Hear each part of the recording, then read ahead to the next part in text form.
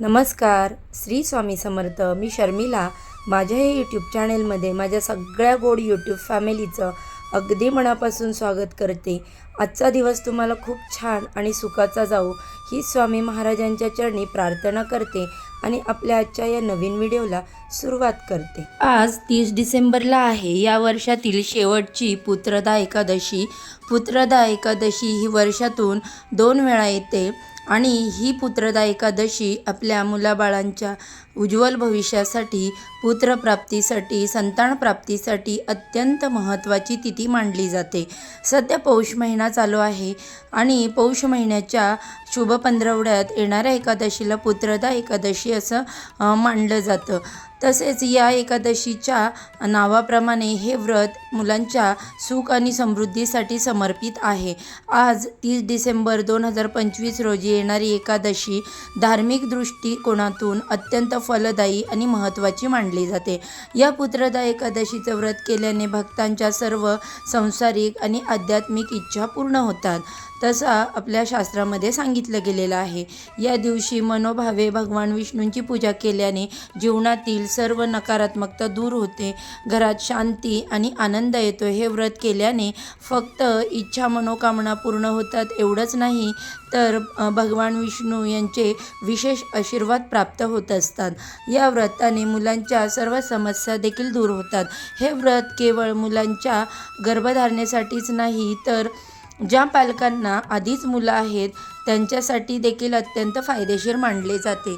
जर तुमच्या मुलाला आरोग्य, शिक्षण किंवा करिअर संबंधी काही समस्या येत असतील तर या व्रताचे पूर्ण परिणाम अडचणी दूर करण्यास मदत करतात. तुमच्या मुलांना दीर्घायुष्य लागण्यासाठी काही सेवा आणि उपाय देखील केल्या जातात.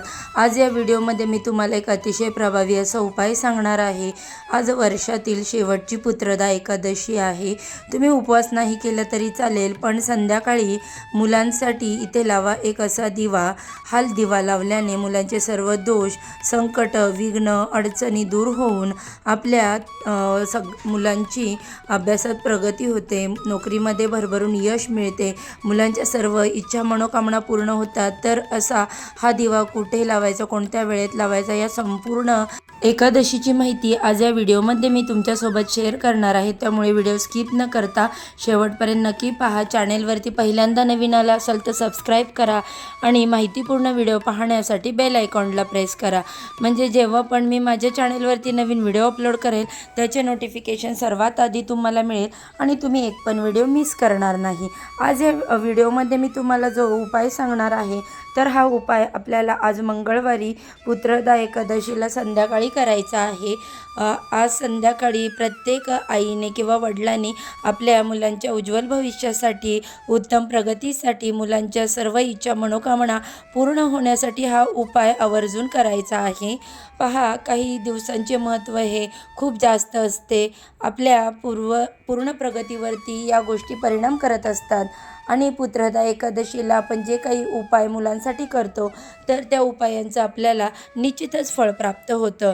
कारण बघा, पुत्रदा या शब्दातच एकादशीचा अर्थ आहे, म्हणजेच मुलांसाठी ही एकादशी तिथी अत्यंत शुभ आणि फलदायी मानली जाते. प्रत्येक आईवडिलांची इच्छा असते त्यांच्या मुलांनी आयुष्यामध्ये भरभरून प्रगती करावी, आपल्या मुलांना उत्तम आरोग्य, विद्या आणि नोकरी मिळावी.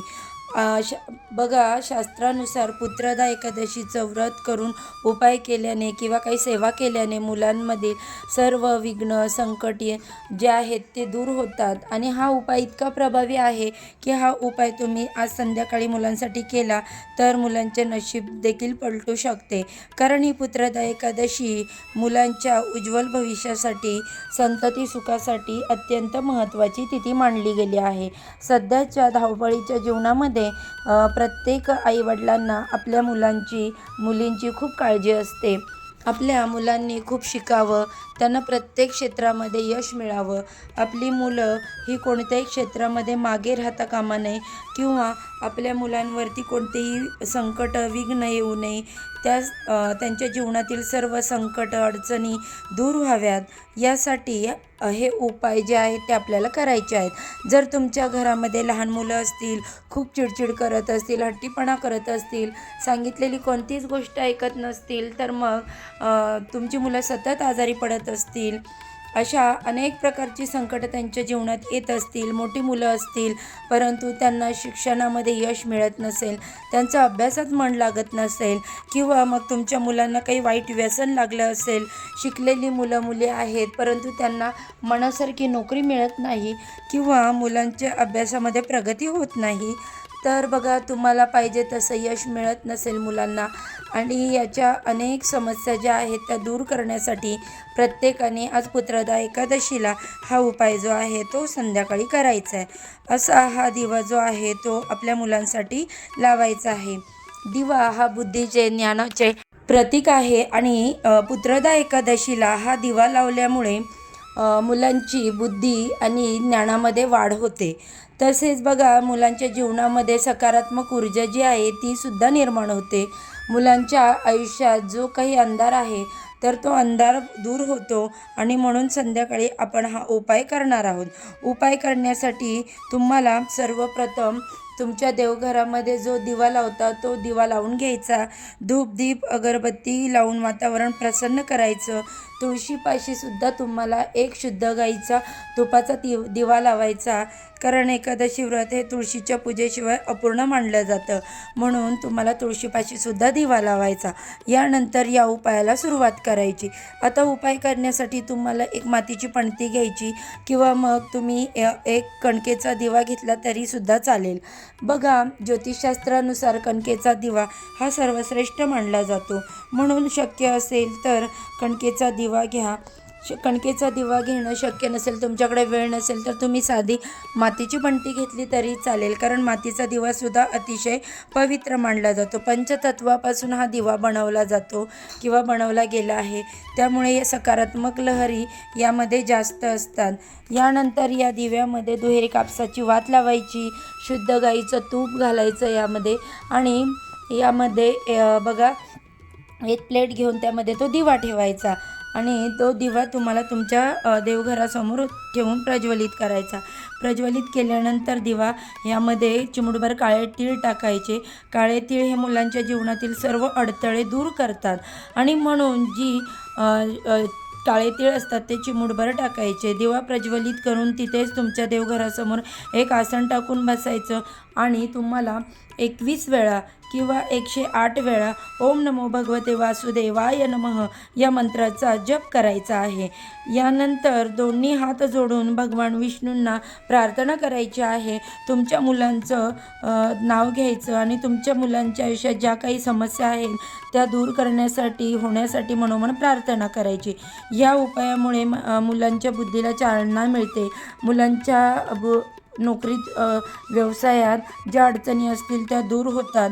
माता लक्ष्मी आणि भगवान विष्णू यांचे आशीर्वाद आपल्याला प्राप्त होतात. तर बघा आता या मंत्राचं पठण करून झाल्यानंतर तुम्हाला एक वेळा बालकनकधारा स्तोत्राचं पठण करायचं, आणि एक वेळा रामरक्षाचं पठण करायचं.